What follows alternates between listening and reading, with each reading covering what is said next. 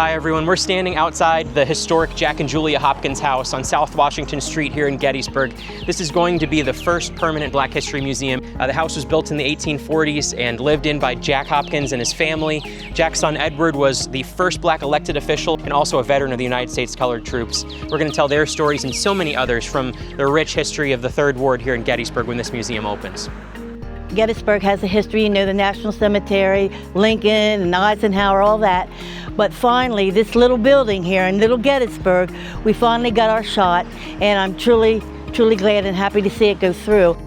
The neat thing about this museum is it's in 3rd Ward. It's right here, where a lot of the history, a lot of the things that are going to be shared in here, it's where a lot of those things happened.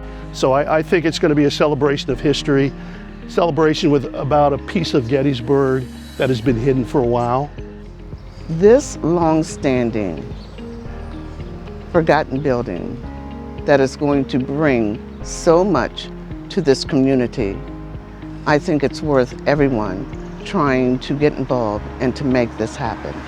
Whenever everyone sees this, it will bring a new meaning to this town.